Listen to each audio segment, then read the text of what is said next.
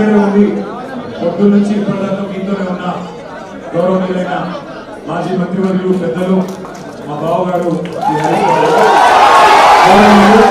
శాసన మండలిలో ప్రతిపక్ష నాయకులు పెద్దలు మాన్యులు నరసింహాచారి గారు, గౌరవనీయులైన ఎమ్మెల్యేలు, గౌరవనీయులైన ఎమ్మెల్సీలు, గౌరవ ఎంపీలు, అదేవిధంగా గౌరవనీయులైన వివిధ నియోజకవర్గాల ఇన్ఛార్జీలు, అదేవిధంగా ఈరోజు మరి చాలా చాలా ప్రాంతాల నుంచి తరలి వచ్చిన మా అన్నదమ్ములకు, మా ఆడబిడ్డలకు, అందరికీ సిరిసిల్ల నుంచి కూడా వచ్చిన మా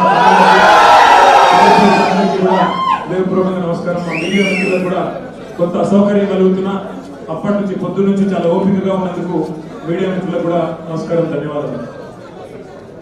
4 కోట్ల మంది ముందు చర్చిద్దాం, ఎవరి తప్పో ఎవరిది ఒప్పో చర్చ పెట్టు అని అసెంబ్లీలో అడిగితే పారిపోయిండు రేవంత్ రెడ్డి.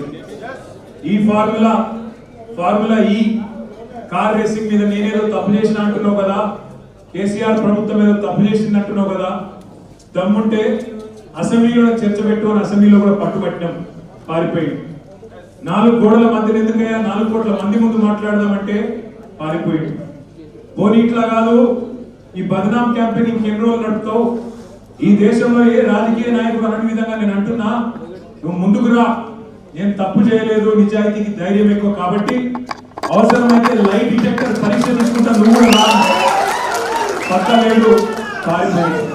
అయినా మళ్ళీ పిలిచిండు, మళ్ళా ఈరోజు పిలిస్తే మళ్ళా పోయినాం. ఎందుకంటే చట్టాన్ని గౌరవించే వ్యక్తులుగా, న్యాయస్థానాల మీద నమ్మకం ఉన్న వ్యక్తులుగా నువ్వు ఎన్నిసార్లు పిలిస్తే అన్నిసార్లు వస్తా అని చెప్పిన పొద్దున్నుంచి 9 గంటలు ఒకటే క్వశ్చన్, అటు తిప్పడుగుడు ఇటు తిప్పడుగుడు, తిరులమరలేసి మరల తిరలేసి అడిగిందే అడిగి నేను కుల్లా చెప్పిన, ఇప్పుడే హరీష్ రావు గారు చెప్పినట్టు ఈడికెళ్ళి ఎట్టి పరిస్థితుల్లో ఫార్ములా ఈ రేస్ పోవద్దు అని చెప్పి మొదటి సంవత్సరం విజయవంతంగా నిర్వహించిన తర్వాత 2వ సంవత్సరం కూడా ఈడనే ఉండాలి అని చెప్పి ప్రభుత్వ పరంగా విధానపరమైన నిర్ణయం తీసుకున్నాము.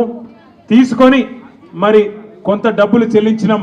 1 రూపాయి కాదు కదా, 1 పైసా కూడా అవినీతి జరగలేదు.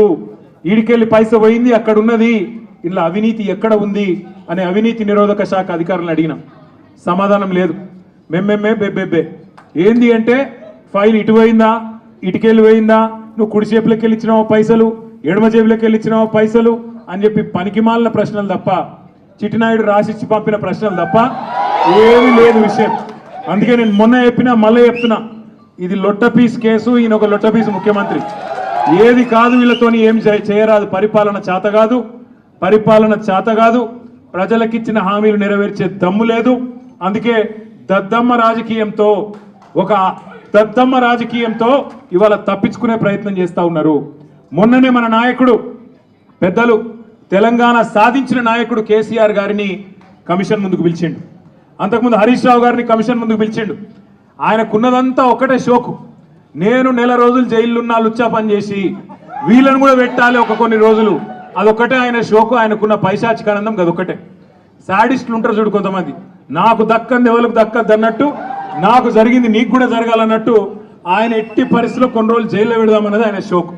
అందుకే నేను ఇలా అధికారులకు కూడా చెప్పిన, మీకు పైకి వెళ్ళి రావచ్చు ఆదేశాలు, ఇప్పటికే దబ్బన వస్తే పెడితే పెట్టుకోర్ర పోయి ఏముంది, మీరు పంపితే కూడా 15 రోజులు పోయేస్తా, ఏమున్నది, మంచిగా రెస్ట్ తీసుకొని వస్తా అని చెప్పిన. ఇప్పుడు కూడా మళ్ళీ చెప్తున్నా, తప్పు చేయలేదు, తలదించుకునే పని ఎంత మాత్రం చేయలేదు. తెలంగాణ ప్రతిష్టను పెంచే పని చేసినాం, తెలంగాణ ప్రతిష్టను ఆకాశం స్థాయికి తీసుకుపోయే పని చేసినాం తప్ప తప్పు చేయలేదు. అది కాళేశ్వరం ప్రాజెక్టు కావచ్చు, ఫార్ములా ఈ కావచ్చు, ప్రపంచంలోనే అతిపెద్ద లిఫ్ట్ ఇరిగేషన్ ప్రాజెక్టు కాళేశ్వరం. అందులో చేయని తప్పుకు ఇవాళ కేసీఆర్ గారిని, హరీష్ రావు గారిని పిలిచి వాళ్ళని అక్కడ ఇబ్బంది పెట్టే ప్రయత్నం, మన నాయకులు కార్యకర్తల ఆత్మస్థైర్యం దెబ్బతీసే ప్రయత్నం అక్కడ కమిషన్ ముందు. ఇక్కడ ఏసీబీ అని పెట్టి మరి ఇక్కడేదో జరిగిపోయిందని చెప్పి ఏ కరప్షన్ జరగని ఒక కేసులో యాంటీ కరప్షన్ బ్యూరోని ఇన్వాల్వ్ చేసి మా ఆర్ఎస్ ప్రవీణ్ అని చెప్పిండు, నా చరిత్రలో ఇంతకంటే తుపేల్ కేసును ఎప్పుడు చూడలే, 26 ఏళ్ళు ఐపీఎస్ అధికారిగా పనిచేసిన ఇంతకంటే తుపేల్ కేసు నా జీవితంలో చూడలేదని చెప్పి వారు కూడా చెప్పినారు. అంటే ఇట్లాంటి కేసులు పెట్టి ఏదో సాధిస్తాను రేవంత్ రెడ్డి గారు అనుకుంటున్నాడు. నేను రేవంత్ రెడ్డికి చెప్పేది ఒకటే, నా మీద ఇప్పటికే 14 కేసులు పెట్టినావు, ఇంకో 1400 కేసులు పెట్టుకో, అవసరమైతే జైల్లో పెట్టుకో, ఏమన్నా చేసుకో, భయపడేది లేదు. తెలంగాణ కోసం ఆనాడు